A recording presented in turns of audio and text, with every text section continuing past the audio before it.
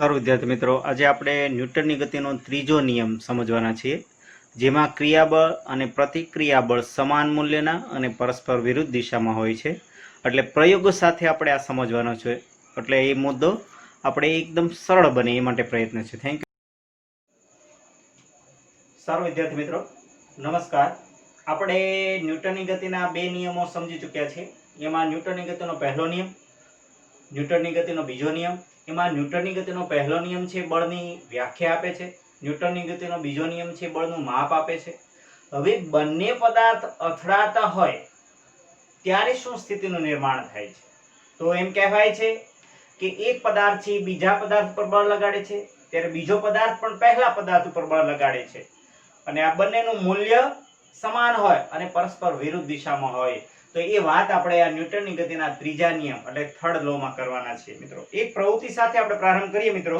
બરાબર, પ્રવૃત્તિ સાથે આપણે, કારણ કે આ જે પોઈન્ટ છે આપણે એ પ્રયોગ સાથે જ આપણે સમજવો છે. ઓકે, કારણ કે પ્રયોગ વિજ્ઞાની ગોખવાનો વિષય નથી, એ પ્રયોગ સાથે આપણે સમજીએ તો વધારે ખ્યાલ પડે મિત્રો. તો આપણે એક પ્રવૃત્તિ સાથે આપણે પ્રારંભ કરીએ. તો તમારી સમક્ષ બાળકો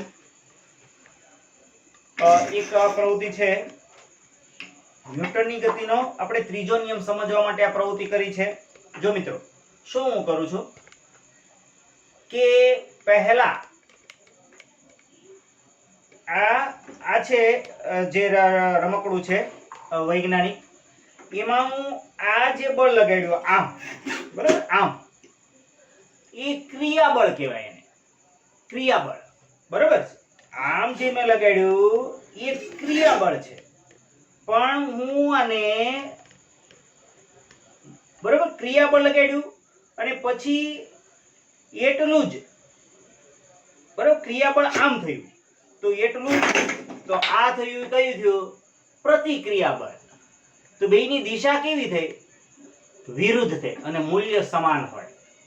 ફરીવાર મિત્રો, ફરીવાર દેવભાઈ છે મને સહકાર આપી રહ્યો છે.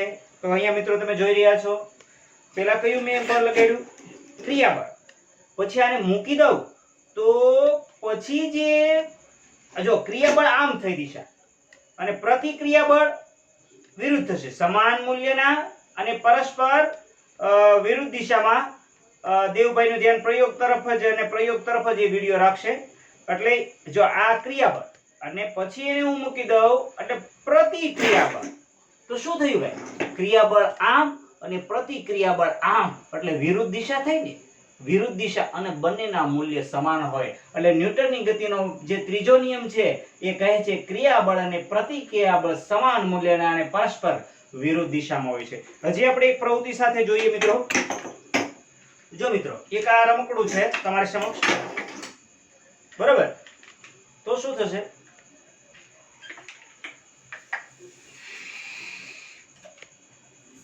બરાબર, તો આ રમકડું છે, આને આપણે મૂકી દઈએ, બરાબર. તો એ જોજો, આ ન્યૂટનની ગતિના ત્રીજા નિયમ પ્રમાણે, બરાબર. હજી આપણે એક ફુગાવાળો પ્રયોગ જોઈએ બાળકો, જે તમારી ટેક્સ્ટ બુકમાં છે.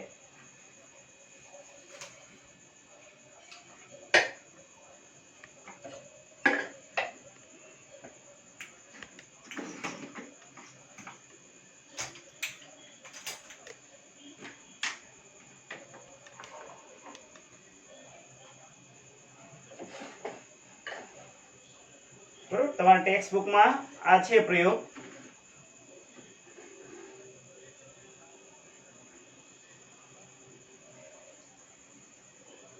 સર મિત્રો, ફરીવાર ક્રિયાબળ, અને જો પેલા હું આ ફુગાની અંદર છે હવા પૂરું છું, બરાબર. જોશો મિત્રો તો શું થશે? જો મિત્રો, ફરીવાર મૂકું છું હું, અને આખું દેવભાઈ ચિત્ર આવે છે ને? ઓકે, જો મૂકું છું મિત્રો. આ ન્યૂટનની ગતિના ત્રીજો નિયમ સમજવા માટે ખૂબ સરસ મજાનો પ્રયોગ છે બાળકો. જો શું થયું ભાઈ? હવા આ બાજુ નીકળી, એટલે કે તમારી ડાબી બાજુ હવા નીકળી અને ફુગો તમારી જમણી બાજુએ ગયો. જોયું ભાઈ? એટલે શું થયું ભાઈ? ક્રિયાબળ, એટલે કે ભાઈ ફુગો છે હવા ઉપર બળ લગાડે છે, એને ક્રિયાબળ કહેવાય. ફુગો છે હવા ઉપર બળ લગાડે છે એટલે હવા છે ઈ કઈ તમારી ડાબી બાજુ ખસી એટલે કે ક્રિયાબળ થયું અને હવા એટલું જ ફુગા ઉપર બળ લગાડતા ફુગો કઈ બાજુ ગયો જમણી બાજુ. ફરીવાર મિત્રો હજી એકવાર જોઈ લઈએ આપણે ફરીવાર તમારી સમક્ષ સુંદર મજાનો પ્રયોગ બાળકો.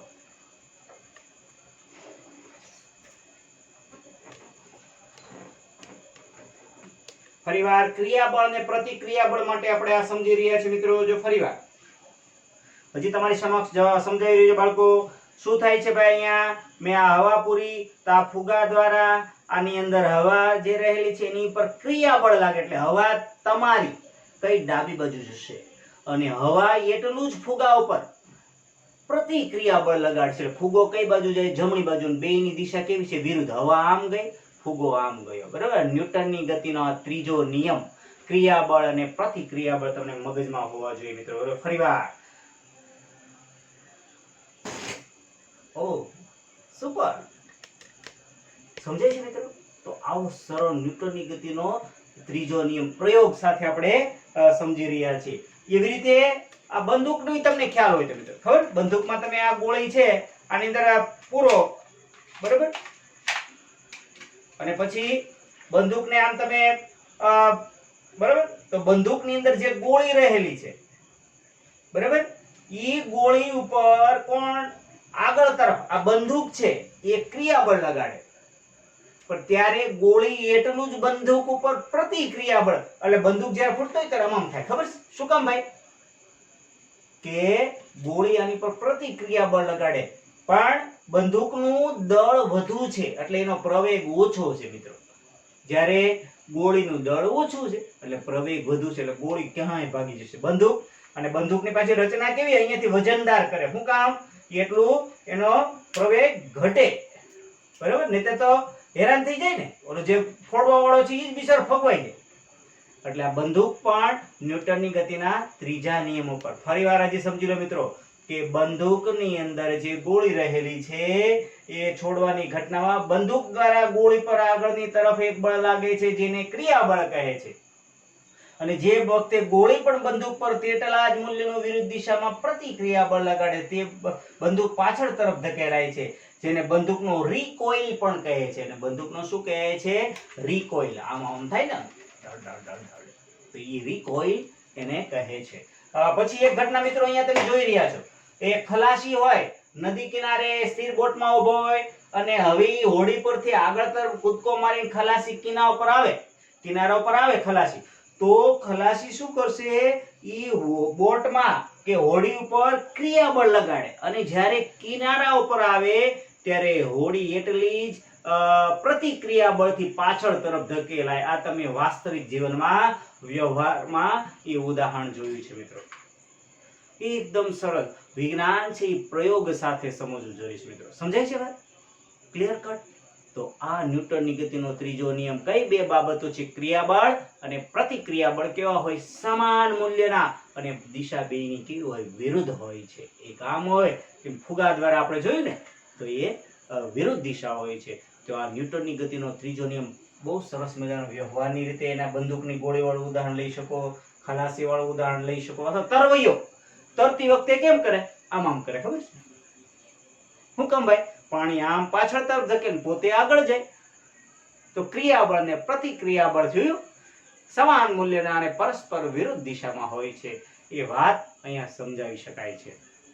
હવે આપણે એક દેવભાઈ છે એ પ્રયોગ તમારી સમક્ષ રજૂ કરે છે એનું આપણે રેકોર્ડિંગ જોઈએ જે પણ ન્યૂટનની ગતિનો ત્રીજો નિયમ સમજાવે છે. સારું જોઈએ. આવો દેવભાઈનો એ પ્રયોગ આપણે જોઈએ મિત્રો.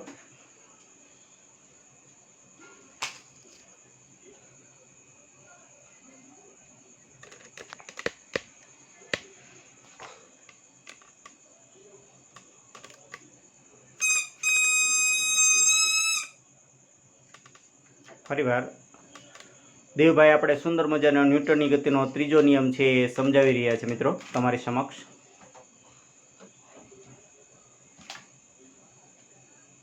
બરાબર? આમાં હવા પાછી જાળવી રાખવી પડે મિત્રો. બરાબર? ફરીવાર દેવભાઈ હજી એકવાર બતાવશે આપણને. શું મિત્રો, વ્યવહારિક જીવનની અંદર જે કેટલાક રમકડા હોય પણ એ પણ ન્યૂટનની ગતિનો ત્રીજો નિયમ સુંદર મજાનો સમજાવી જાય છે. ફરીવાર દેવભાઈનો આપણો પ્રયોગ જોઈએ.